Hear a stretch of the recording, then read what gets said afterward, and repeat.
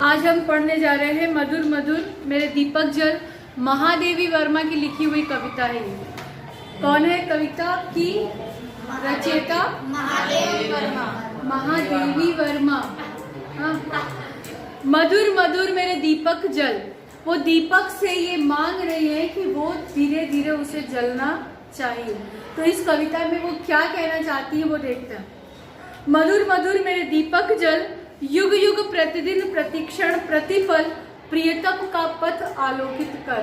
वो ये बोल रही है, कवि जो है वो दीपक से ये बोल रही है कि तुम लगातार जलो, हर पल हर क्षण हर मोमेंट में तुम्हें जलना चाहिए और जलकर तुम प्रियतम का पथ आलोकित करो। इसका मतलब ये बोल रही है कि अगर तुम जलते हो यानी कि तुम अच्छा काम करते हो, अपने आप को कष्ट देना भी पड़े तो कष्ट देकर तुम यदि दूसरों के लिए भी अच्छा काम करते हो यानी कि तुम्हारे अंदर सकारात्मकता आती है। तो ये सकारात्मकता जब रहेगी तो तुम्हारे चाहने वाले जो होंगे उनके लिए भी ये एक उदाहरण का काम करेगी। आलोकित कर, पथ आलोकित करने के लिए आपको मोमबत्ती लेके अब किसी के रास्ते पे नहीं चलना है कि उसको लाइट दिखाना है। उसका ये मतलब है कि आप अच्छे काम करो, तुम्हारे चाहने वाले जो तुम्हें चाहते हैं ऑटोमेटिकली उनको अपनी लाइफ में किस प्रकार चलना है ये बात नजर आ जाती है। क्लियर? सौरभ फैला विपुल धूप बन, मृदुल मोम सा घुल रहे मृदु तन, दे प्रकाश का सिंधु अपरिमित, तेरे जीवन का अणु गल गल। उजाला जब फैलता है पूरे सृष्टि पे, पूरी पृथ्वी के ऊपर जब रोशनी आती है, पूरे जगह रोशनी आ जाती है, एक चीज जलती है लेकिन रोशन पूरा संसार होता है। क्लियर?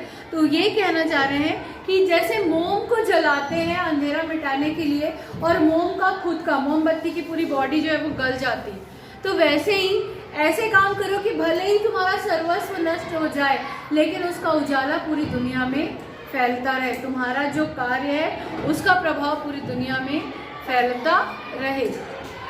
सारे शीतल कोमल नूतन मांग रहे तुझसे ज्वालाकण, विश्व शलभ सिर धुन कहता, मैं हाय न जल पाया तुझ में मिल, सिहर सिहर मेरे दीपक जल।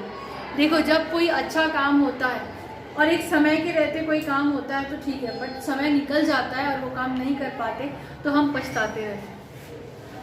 शलभ यानी पतंगा, जिसको परवाना भी बोलते हैं उर्दू में, तो वो यदि जलने के लिए वो उत्पन्न हुआ है और वो जल नहीं पाता है तो बाद में वो पछताता रहता है कि मेरा ये काम था, मेरा ये उद्देश्य था और मैंने ये पूरा नहीं किया। कल को तुम्हारे साथ वो स्थिति न आए इसके लिए आज तुम्हें ये समझाया जा रहा है कि आज ही तुम जान लो कि तुम दीपक हो और तुम्हें जलना है। तुम्हारे अंदर जलने की, या जलने का अर्थ ईर्ष्या वाला जलना नहीं है ना, या मोमबत्ती पेट्रोल वगैरह डाल लिया अपने ऊपर और जल गए, ऐसा वाला जलना नहीं है। जलने का मतलब यहाँ पे क्या बोला जा रहा है कि आप ऐसे काम करो कि भले आपको कष्ट भी हो रहा हो तो ठीक है लेकिन दूसरों का भला होना चाहिए। जैसे मोमबत्ती जलती है, खुद का शरीर गल जाता है लेकिन उजाला होता है, आसपास उजाला होता है, वैसे ही तुम्हारे भी कदम ऐसे होने चाहिए कि आसपास तुम्हारे कदमों का सकारात्मक प्रभाव पड़ना चाहिए। ठीक है, ये बोलना चाह रहे हैं। और दीपक से ही जलने की डिमांड क्यों कर रही है, मेरा प्रश्न है। दीपक से ही जलने की डिमांड क्यों कर रहे हैं? पानी को तो नहीं बोल रहे हैं जलने के लिए, क्योंकि दीपक में जलने की क्वालिटी होती है, दीपक में जलने लायक गुण होते हैं। वैसे ही तुमसे ये बात, तुम्हारी क्लास में, तुम्हारे चैप्टर में ये बात रखी गई है कि तुम्हारा व्यक्तित्व का निर्माण होना है तो तुम्हारे अंदर क्या खासियत है तुम्हें पता हो और तुम उस काम को आगे अपने जीवन में कर सको, उसके लिए तुम्हें ये बात बताई जा रही है। क्लियर है? आप उसी चीज से, उसी व्यक्ति से वो चीज मांगोगे जिसके पास वो चीज मौजूद होगी। वैसे ही आपको बताया जा रहा है कि आप एक दीपक के समान हैं और खुद जलकर दूसरों को रोशनी दे सकते हैं। ये बात आपको यदि मालूम न हो तो आप अब जान जाओगे, इसके लिए आपको ये बात बताई जा रही है। ठीक है? जलते नभ में देख असंख्यक, स्नेहहीन नित कितने दीपक, जलमय सागर का उर जलता, विद्युत ले गिरता है बादल, विहंस विहंस मेरे दीपक जल। आकाश से जब देखते हैं बहुत सारे तारे हैं, बहुत सारी रोशनी मिल रही है, ये आकाश का काम है। धरती, समुद्र के अंदर बहुत सारे हलचलें होती रहती हैं, फिर उसके पानी से बादल बनता है, फिर बिजली बनती है। ये सारा काम ये लोग किसी व्यक्ति को जानते हुए नहीं करते, पूरे मानव के लिए ये सारा काम करते हैं जिसका मानव जीवन को फायदा मिलता रहे। क्लियर? तो वैसे ही आपको भी ये नहीं सोचना चाहिए कि ये मेरा अपना है या पराया है। आपको हर किसी के लिए एक जैसे विचार रखते हुए अपने काम बराबर करते रहना चाहिए। द्रुम के अंग हरित कोमलतम, ज्वाला को करते हृदयंगम, वसुधा के जड़ अंतर में भी बंदी है तापों की हलचल, बिखर बिखर मेरे दीपक जल। पृथ्वी के अंदर भी बहुत सारा प्रेशर टेम्परेचर है, बहुत सारे चेंजेस होते रहते हैं और उस चेंजेस का सकारात्मक प्रभाव हमको पता मिलता रहता है। वैसे ही आप लोगों को ये समझना चाहिए कि जब पृथ्वी भी अंतरंग से जलते हुए मानव के हित के लिए कार्य करती है, तो वैसे ही हमें भी ऐसा सोचना चाहिए कि वो अंतर में कितनी भी जल रही पर ऊपर शांत है। तो शांत क्यों है? ताकि यदि भूकंप भी आता रहेगा तो पूरी दुनिया जो है वो नष्ट हो जाएगी, मानव प्रजाति पूरी समाप्त हो जाएगी। लेकिन कितना भी अंतरंग में हलचल मचता रहे, ऊपर से शांत है। क्यों? क्योंकि उसके ऊपर मानव प्रजाति जो है वो अपना जीवन व्यतीत कर रही है। क्लियर? तो क्या बोलना चाह रहे हैं आपको कि कितनी भी परेशानी रहे, खुद अंदर में कितनी भी हलचलें चलती रहे, पर ऊपर आपका प्रभाव सकारात्मक होना चाहिए, कुछ क्रिएटिव होना चाहिए। ऐसा नहीं कि बस जीवन जिया और खत्म हो गया। कुछ ऐसा करो कि आपका प्रभाव आपके आसपास के लोगों की भलाई के लिए हो, उनकी अच्छाई के लिए हो। मेरी निश्वासों से द्रुततर सुभग न तू बुझने का भयकर, मैं अंचल की ओट किए हूँ अपनी मृदु पलकों से चंचल, सहज सहज मेरे दीपक जल। सीमा ही लघुता का बंधन है, अनादि तू मत घड़ियागिन, मैं ध्रुव के अक्षय कोशों से तुझ में भरती हूँ आंसू जल, सजल सजल मेरे दीपक जल। अब मदर नेचर जो होता है, आपकी अपनी खुद जिस माँ से आपका जन्म हुआ है, वो नेचर जिसने जहाँ पे आप अभी अपना जीवन जी पा रहे हैं, वो दोनों ही मदर को यदि आप ध्यान में करके देखते हैं तो आप देखेंगे कि आपको जीवन देने और जीवन की सुरक्षा करने के लिए दोनों मदर्स का पूरा पूरा योगदान है। तो वही माँ जो होती है वो आपसे ये बोलना चाह रही है कि तुम ये मत सोचो कि आज मैं जलना शुरू करूंगा तो मैं कल बुझने वाला हूँ। जब जन्म लिए हो तो समाप्त होना ही है, लेकिन ऐसे जलो की रोशनी बाद में भी बरकरार रहे। और वो ये बोल रही है कि तुम्हारी लाइफ में जो भी अड़चने आ रही, परेशानियां जीवन में आती, मानव जीवन में बहुत सारी तकलीफें होती, बहुत सारी दुविधाएं आती, उन सबको दूर करने का काम भी मेरा है। नेचर वाइज भी सारी चीजें होती जाती हैं। और सीमा ही लघुता का बंधन, यानी अगर आप तुम सोच लेते हो कि ये चीज मेरे बस की नहीं है, ये मेरी सीमा के बाहर है, तो तुम्हारी सोच वहीं पे छोटी हो जाती है, तुम्हारी सोच वहीं पे छोटी हो जाती है और तुम्हारा विचार जो है, व्यक्तित्व जो है वो संकुचित होने लगता है। और तुम ये सोचते हो कि ये चीज बहुत कठिन है, लेकिन मैं हिम्मत करता हूँ इस काम को करने की, तो ऑटोमेटिकली तुम्हारे लिए रास्ते बनेंगे। क्योंकि जब तुम सोचोगे कि मुझे ये काम करना है, मुझे इसकी हिम्मत करना है, तो तुम उस बारे में सोचोगे, उस बारे में कार्य करोगे, तुम्हारे एफर्ट्स रहेंगे, तो उसके लिए तुम गलत बातों की ओर नहीं जाओगे। सही चीजों का रास्ता लेते हुए अपने अंदर के और क्या क्या तुम्हारे अंदर गुण है वो सोचते हुए उस कार्य को करने का प्रयास करोगे।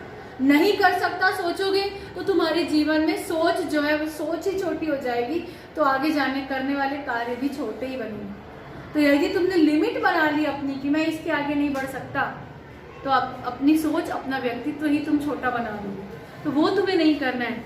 तुमने ये बचपन से देखा है कि तुम्हारे आंसू जो होते हैं, छोटेपन में बहुत रोते, बहुत आंसू आते, जैसे जैसे बड़े होते जाते हैं हमारा रोना कम होता जाता है। कई बार रोना आता है तो भी रोकना भी पड़ता है, पर आंसू जो है वो हर एज में आता है। यस। कभी ऐसा होता है कि टंकी खाली हो गई, आंसू की अब नहीं आने वाला है, ऐसा होता है क्या? नहीं होता।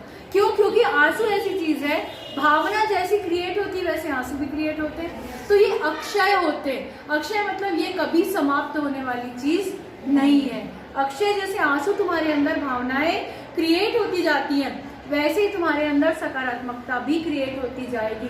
तुम ये मत सोचो कि जीवन बिल्कुल सीमित है और कुछ समय के बाद समाप्त होने वाला है और मेरे पास बहुत सारी परेशानियां ही हैं। ऐसा नहीं है, तुम्हारे अंदर अक्षय गुण है, तुम्हारे अंदर अक्षय एफर्ट्स करने की शक्ति, जैसे आंसू जो है, भावनाएं जो होती हैं वो कभी खत्म नहीं होती, वैसे ही तुम्हारे अंदर वो भावनाएं हैं। तो उन भावनाओं की कद्र करते हुए लोगों के बारे में सोचो और दुनिया का अपना कष्ट थोड़ा सहना पड़े तो ठीक है, उसके बावजूद आप अपना काम करते चलो। तम असीम तेरा प्रकाश चिर, खेलेंगे नव खेल निरंतर, तम के अणु अणु में मिट जाना तू, उसकी उज्जवल स्मित में घुल खिल, मधिर मधिर मेरे दीपक जल, प्रियतम का पथ आलोकित कर। क्या बोल रहे हैं कि तम असीम, तम यानी अंधेरा, अंधेरा असीमित है तो तेरा प्रकाश चिर है, चिर यानी अनंत, निरंतर, बहुत असीमित, जिसका कोई अपरिमित, जिसका कोई अंत ही नहीं होता। तो यदि तम असीमित है तो तुम्हारा प्रकाश भी असीमित है, यानी यदि नकारात्मकता है तो सकारात्मकता भी उतनी ही तुम्हारे जीवन में मौजूद है। तुम अंधेरे को देखकर, नकारात्मकता को देखकर, बुराइयों को देखकर अपना जीवन, अपना व्यक्तित्व समाप्त न करो, अपने व्यक्तित्व को, अपने जीवन को लिमिटेड मत बनाओ, बल्कि तुम्हारे पास अच्छाई, सकारात्मकता बहुत सारी है, बहुत अधिक। जितना अंधेरा है उतना ही उजाला भी है। बोलते हैं ना, जैसे समस्या आती है तो अपने साथ समाधान लेके आती है, बिल्कुल वैसे यदि बुराई है तो उतनी ही अच्छाई भी इस दुनिया में है। फर्क इतना है कि तुम्हें उस चीज़ को पहचानना है और उसको देखना है। तुम्हारे अंदर खुद इतनी शक्ति है कि तुम उस अंधेरे में खुद को मिटाकर उजाला कर सकते हो। मीन्स तुम उस बुराई में अपनी अच्छाई जो है वो आरोपित कर सकते हो। तुम देख रहे हो कि बुराई है तो तुम्हें बुराई में घुलना नहीं। अगर तुम बुराई देखकर बुराई में खो जाते हो तो तुम उस अंधेरे में अपने आप को खो दे रहे हो, गुमा दे रहे हो। पर अगर तुम सोचते हो कि इस चीज़ को दूर करना है, उसको मिटाने का प्रयास करते हो, तो तुम उजाला करते हो, तुम अच्छाई को आगे बढ़ाते हो। ठीक है, तो फिर वही मधिर मधिर मेरे दीपक जल, प्रियतम का पथ आलोकित कर। धीरे धीरे तुम जलना है और जलते हुए तुम्हें क्या करना, जलने का मतलब फिर वही बात, अपने आप को जलाना नहीं। जलने का मतलब ये है कि खुद भी कष्ट सहना पड़े तो चलेगा, कष्ट सहते हुए दुनिया में अच्छाई का उजाला तुमको फैलाना है। और ये बात दीपक से ही इसलिए कही गई है क्योंकि दीपक में रोशनी करने की शक्ति होती है। और ये बात आपको इसलिए बताई गई है क्योंकि आपके अंदर बुराई को खत्म करके अच्छाई को उजाला देने की शक्ति अंदर में छिपी हुई है। आप टीनेजर्स हो, आगे देश का भविष्य हो और तुम्हारा व्यक्तित्व निर्माण करने का जो समय है वो अभी चल रहा है, तो तुम्हारे अंदर ये सकारात्मक ऊर्जा की आवश्यकता है, इसलिए आपको ये बात बताई गई है, वरना आपको बताने की आवश्यकता नहीं थी। बाद में सिर ढूंढते रहने से बेहतर है कि आज क्षमा के साथ परवाना जल जाए। मीन्स बाद में ये पछताने से अच्छा कि मैंने कुछ अच्छे काम किए होते, बेहतर है कि आप आज ही अच्छे काम कर लो। तो ये पूरी कविता आपके यानी कि मानव के जीवन में क्या क्या उथल पुथल चलती रहती है और कैसे वो अपने जीवन में बुराई पे अच्छाई पा सकता है, दीपक के माध्यम से ये बताया गया। ठीक है, समझ में आ गया।